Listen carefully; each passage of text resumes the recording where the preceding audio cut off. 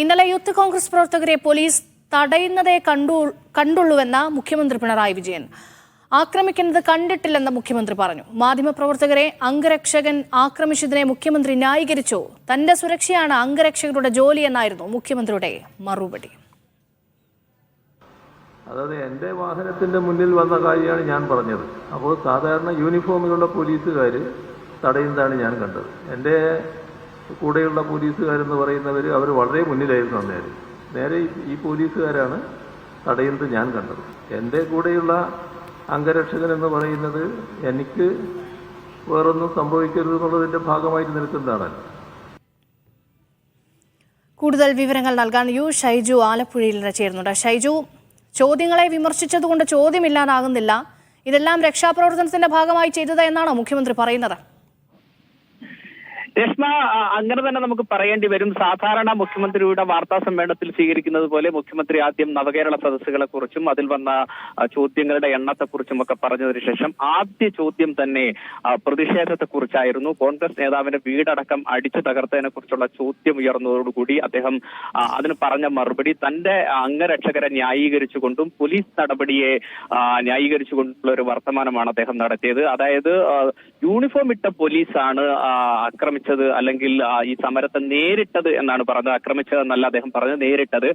അത് ഒരു ബസ്സിന് മുന്നിൽ ചാടുമ്പോൾ അത് തടയുക സ്വാഭാവികമാണ്. നാടിനു വേണ്ടി പ്രവർത്തിക്കുമ്പോൾ ബസ്സിന് മുന്നിൽ ചാടുന്ന തരത്തിലുള്ള സമരം നടത്തുമോ എന്ന ചോദ്യം ഉന്നയിച്ചുകൊണ്ടാണ് അദ്ദേഹം മാധ്യമപ്രവർത്തകരുടെ ചോദ്യത്തെ നേരിട്ടത്. തന്റെ സുരക്ഷ ഒരുക്കേണ്ടത് തന്റെ അംഗരക്ഷകരാണ്, തനിക്കൊന്നും സംഭവിക്കരുത് എന്നത് അവരുടെ ബാധ്യതയാണ്, അതാണ് അവർ ചെയ്യുന്നത്. പക്ഷേ ഇന്നലെ നടന്ന സംഭവത്തിൽ തന്റെ അംഗരക്ഷകർ വളരെ മുന്നിലായിരുന്നു. യൂണിഫോം ഇട്ടവർ ആണ് ഇത് തടഞ്ഞത് എന്നാണ് അദ്ദേഹം അതിന് പറഞ്ഞ ന്യായീകരണം. അതിനുശേഷം മാധ്യമങ്ങൾ അടുത്ത ചോദ്യം, ഇതേ ചോദ്യം വീണ്ടും ആവർത്തിക്കുമ്പോൾ അദ്ദേഹം ക്ഷോഭിക്കുന്ന ഒരു രീതിയാണ് സ്വീകരിച്ചത്.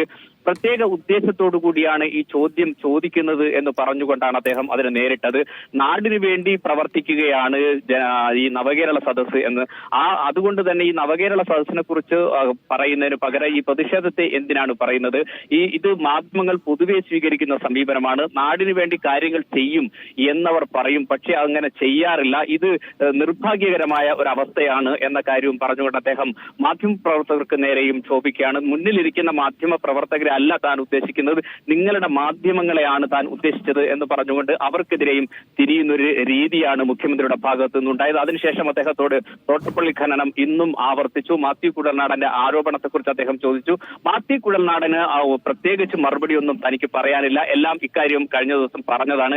എന്നാൽ ചില കണക്കുകൾ താൻ പറയാം എന്ന് പറഞ്ഞു തോട്ടപ്പള്ളി നടക്കുന്ന സ്പിൽവേയുടെ ആഴം കൂട്ടുന്നതുമായി ബന്ധപ്പെട്ട ഖനന പ്രവർത്തനങ്ങളുടെ കണക്ക് നിരത്തി അദ്ദേഹം മറുപടി പറയുകയും ചെയ്തു. അദ്ദേഹം പറഞ്ഞൊരു പ്രധാനപ്പെട്ട കാര്യം, ഇത് സ്വകാര്യ കമ്പനിക്ക് മണൽ കൊടുക്കുന്നു എന്ന മാത്യു കുഴൽനാടന്റെ ആരോപണത്തെ നിഷേധിക്കുകയാണ് ചെയ്തത്. ഒരു സ്വകാര്യ കമ്പനിക്കും കൊടുക്കുന്നില്ല. ഇത് IRE എന്ന കേന്ദ്ര സ്ഥാപനത്തിനും KMRL എന്ന പൊതുമേഖലാ സ്ഥാപനത്തിനുമാണ് ഈ മണൽ നൽകുന്നത്.